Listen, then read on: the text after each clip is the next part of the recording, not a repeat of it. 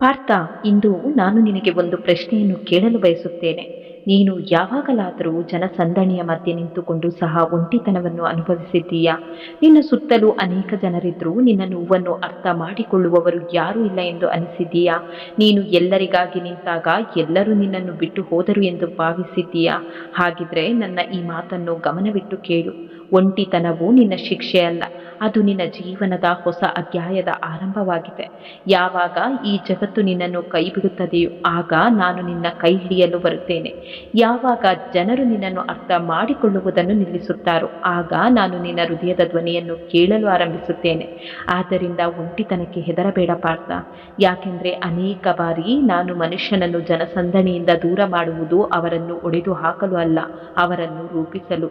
ಜನಸಂದಣಿಯಲ್ಲಿ ನಡೆಯುವುದು ಸುಲಭ, ಎಲ್ಲರೂ ನಡೆಯುತ್ತಿರುವ ದಾರಿಯಲ್ಲಿ ನಡೆಯುವುದು ಸುಲಭ. ಆದರೆ ಸತ್ಯದ ದಾರಿಯಲ್ಲಿ ಒಬ್ಬನೇ ನಡೆಯುವುದು ಧೈರ್ಯದ ಕೆಲಸ. ಆ ಧೈರ್ಯವನ್ನು ತೋರಿಸುವವರಿಗೆ ನಾನು ಎಂದಿಗೂ ಬೆನ್ನಟ್ಟುವುದಿಲ್ಲ. ಪಾರ್ಥ, ಜನರು ನಿನ್ನನ್ನು ದುರ್ಬಲ ಎಂದು ಭಾವಿಸಬಹುದು, ಆದರೆ ನೆನಪಿಡು, ಒಬ್ಬಂಟಿಯಾಗಿ ನಡೆಯುವ ವ್ಯಕ್ತಿ ಯಾವಾಗಲೂ ದುರ್ಬಲನಾಗಿರುವುದಿಲ್ಲ. ಅನೇಕ ಬಾರಿ ಅವನು ಇತರರಿಗಿಂತ ಹೆಚ್ಚು ಬಲಿಷ್ಠನಾಗಿರುತ್ತಾನೆ. ಯಾಕೆಂದರೆ ಅವನು ತನ್ನ ನೋವಿನೊಂದಿಗೆ ಹೋರಾಡಿದ್ದಾನೆ, ತನ್ನ ಭಯವನ್ನು ಎದುರಿಸಿದ್ದಾನೆ, ತನ್ನ ಕಣ್ಣೀರನ್ನು ಒರೆಸಿಕೊಂಡು ಮತ್ತೆ ಎದ್ದು ನಿಂತಿದ್ದಾನೆ ಮತ್ತು ತನ್ನ ಕಾಲಿನ ಮೇಲೆ ನಿಲ್ಲುವುದನ್ನು ಕಲಿತಿದ್ದಾನೆ. ಅಂತಹ ವ್ಯಕ್ತಿಯನ್ನು ಜಗತ್ತು ಅರ್ಥ ಮಾಡಿಕೊಳ್ಳದಿರಬಹುದು, ಆದರೆ ನಾನು ಅರ್ಥ ಮಾಡಿಕೊಳ್ಳುತ್ತೇನೆ. ನಾನು ಅವನ ಪ್ರತಿಯೊಂದು ಕಣ್ಣೀರನ್ನು ನೋಡುತ್ತೇನೆ, ಪ್ರತಿಯೊಂದು ಹೋರಾಟವನ್ನು ನೋಡುತ್ತೇನೆ, ಪ್ರತಿಯೊಂದು ಪ್ರಾರ್ಥನೆಯನ್ನು ಕೇಳುತ್ತೇನೆ. ಪಾರ್ಥ, ಜೀವನದಲ್ಲಿ ಕೆಲವರು ಬರುತ್ತಾರೆ, ಅವರು ಸದಾ ಜೊತೆಯಲ್ಲಿರುತ್ತೇವೆ ಎಂದು ಹೇಳುತ್ತಾರೆ, ಆದರೆ ಸಮಯ ಬದಲಾದಾಗ ಅವರು ದೂರವಾಗುತ್ತಾರೆ.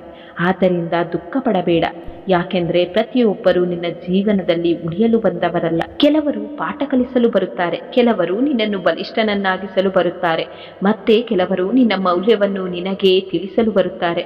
ಆದ್ದರಿಂದ ಯಾರಾದರೂ ದೂರ ಹೋದರೆ ಒಡೆದು ಹೋಗಬೇಡ, ಅದರ ಬದಲಿಗೆ ನಿನ್ನನ್ನು ನೀನೇ ಕೇಳಿಕೋ, ನಾನು ಇದರಿಂದ ಏನು ಕಲಿಯಬಹುದು? ಯಾಕೆಂದರೆ ಪ್ರತಿಯೊಂದು ಅನುಭವವು ಒಂದು ಗುರು, ಪ್ರತಿಯೊಂದು ಕಷ್ಟವೂ ಒಂದು ಪಾಠ ಮತ್ತು ಪ್ರತಿಯೊಂದು ಸೋಲು ಒಂದು ಹೊಸ ಆರಂಭ. ಪಾರ್ಥ, ಜನರು ಅದೃಷ್ಟದ ಬಗ್ಗೆ ಮಾತನಾಡುತ್ತಾರೆ, ಆದರೆ ನಾನು ಕರ್ಮದ ಬಗ್ಗೆ ಮಾತನಾಡುತ್ತೇನೆ. ಅದೃಷ್ಟವು ಬಾಗಿಲು ತೆರೆಯಬಹುದು, ಆದರೆ ಒಳಗೆ ನಡೆಯುವುದು ನಿನ್ನ ಕರ್ಮವೇ. ನೀನು ಪ್ರತಿದಿನ ಒಂದು ಸಣ್ಣ ಹೆಜ್ಜೆ ಇಟ್ಟರೂ ಸಾಕು. ಇಂದು ಸ್ವಲ್ಪ ಕಲಿತುಕೋ, ನಾಳೆ ಸ್ವಲ್ಪ ಉತ್ತಮನಾಗು, ಮುಂದಿನ ದಿನ ಸ್ವಲ್ಪ ಹೆಚ್ಚು ಶ್ರಮಿಸು. ಈ ಸಣ್ಣ ಪ್ರಯತ್ನಗಳೇ ಒಂದು ದಿನ ದೊಡ್ಡ ಯಶಸ್ಸಾಗಿ ರೂಪುಗೊಳ್ಳುತ್ತವೆ. ಯಾವುದೇ ದೊಡ್ಡ ಪರ್ವತವನ್ನು ಒಂದೇ ಜಿಗಿತದಲ್ಲಿ ಏರಲಾಗುವುದಿಲ್ಲ, ಹೆಜ್ಜೆ ಹೆಜ್ಜೆಯಾಗಿ ಏರಬೇಕು. ಹಾಗೆಯೇ ಯಶಸ್ಸು ಕೂಡ ಒಂದು ದಿನದಲ್ಲಿ ಸಿಗೋದಿಲ್ಲ, ಅದು ಪ್ರತಿದಿನದ ಸಣ್ಣ ಶ್ರಮಗಳ ಫಲ. ಪಾರ್ಥ, ಇತರರ ಪ್ರಶಂಸೆಗೆ ಬದುಕಬೇಡ, ಇತರರ ಟೀಕೆಯಿಂದ ಕುಗ್ಗಬೇಡ. ಈ ಜಗತ್ತು ಇಂದು ಹೊಗಳುತ್ತೆ, ನಾಳೆ ಟೀಕಿಸುತ್ತೆ, ಮತ್ತೊಂದು ದಿನ ಮರೆತು ಬಿಡುತ್ತೆ, ಆದರೆ ನಿನ್ನ ಆತ್ಮದ ಧ್ವನಿ ಮಾತ್ರ ಸದಾ ನಿನ್ನ ಜೊತೆ ಇರುತ್ತೆ. ಆದ್ದರಿಂದ ಜನರ ಅಭಿಪ್ರಾಯಕ್ಕಿಂತ ನಿನ್ನ ಅಂತಃಕರಣಕ್ಕೆ ಹೆಚ್ಚು ಬೆಲೆ ಕೊಡು. ಯಾಕೆಂದರೆ ಜಗತ್ತನ್ನು ಮೋಸಗೊಳಿಸಬಹುದು, ಆದರೆ ನಿನ್ನ ಆತ್ಮವನ್ನು ಮೋಸಗೊಳಿಸಲಾಗುವುದಿಲ್ಲ. ಪಾರ್ಥ, ಮೌನದ ಶಕ್ತಿಯನ್ನು ಕಲಿ. ಪ್ರತಿಯೊಂದು ವಾದಕ್ಕೂ ಉತ್ತರ ಕೊಡಬೇಕಾಗಿಲ್ಲ, ಪ್ರತಿಯೊಂದು ಟೀಕೆಗೆ ಪ್ರತಿಕ್ರಿಯಿಸಬೇಕಾಗಿಲ್ಲ. ಕೆಲವೊಮ್ಮೆ ಮೌನವೇ ಅತ್ಯಂತ ಶಕ್ತಿಶಾಲಿ ಉತ್ತರ. ಯಾಕೆಂದರೆ ಬುದ್ಧಿವಂತ ವ್ಯಕ್ತಿ ಎಲ್ಲವನ್ನೂ ಸಾಬೀತುಪಡಿಸಲು ಓಡುವುದಿಲ್ಲ. ಅವನ ಕೆಲಸವೇ ಅವನ ಪರವಾಗಿ ಮಾತನಾಡುತ್ತೆ, ಅವನ ವ್ಯಕ್ತಿತ್ವವೇ ಅವನ ಪರಿಚಯ ಮಾಡಿಸುತ್ತೆ, ಅವನ ಶಿಸ್ತೆ ಅವನ ಯಶಸ್ಸಿನ ಕಥೆಯನ್ನು ಹೇಳುತ್ತೆ. ಪಾರ್ಥ, ಸಂಬಂಧಗಳನ್ನು ಗೌರವಿಸು, ಆದರೆ ಆತ್ಮಗೌರವವನ್ನು ಕಳೆದುಕೊಳ್ಳಬೇಡ. ಪ್ರೀತಿ ಮಾಡು, ಆದರೆ ನಿನ್ನ ಮೌಲ್ಯವನ್ನು ಮರೆತು ಬಿಡಬೇಡ. ಸಹಾಯ ಮಾಡು, ಆದರೆ ಪ್ರತಿಫಲದ ನಿರೀಕ್ಷೆ ಇಟ್ಟುಕೊಳ್ಳಬೇಡ.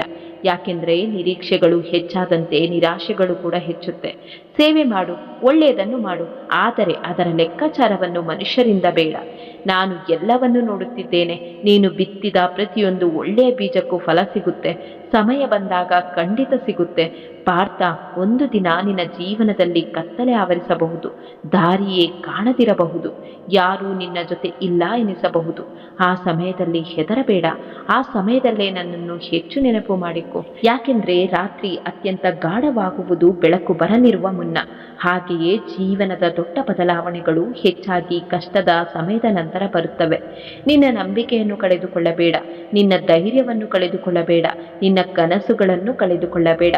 ಪಾರ್ಥ, ಒಂಟಿತನವನ್ನು ಶಾಪ ಎಂದು ಭಾವಿಸಬೇಡ, ಅದನ್ನು ಸಾಧನೆಯ ಸಮಯವೆಂದು ಭಾವಿಸು.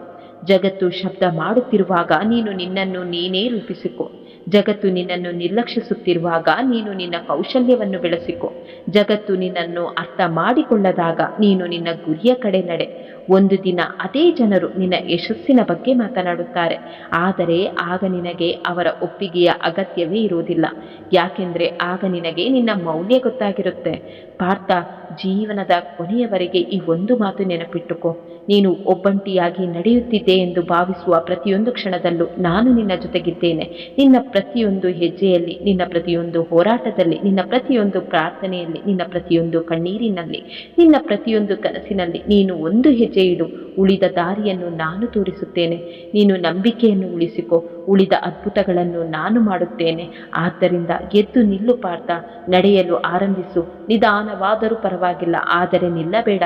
ಯಾಕೆಂದರೆ ನಿನ್ನ ಗುರಿ ನಿನ್ನನ್ನು ಕಾಯುತ್ತಿದೆ. ಮತ್ತು ನೆನಪಿಡು, ಯಾರು ಒಬ್ಬಂಟಿಯಾಗಿ ನಡೆಯಲು ಕಲಿಯುತ್ತಾರೋ ಅವರು ಎಂದಿಗೂ ನಿಜವಾಗಿಯೂ ಒಂಟಿಯಾಗಿರುವುದಿಲ್ಲ. ಯಾಕೆಂದರೆ ಅವರ ಜೊತೆ ಸ್ವತಃ ಭಗವಂತನೇ ನಡೆಯುತ್ತಿರುತ್ತಾನೆ.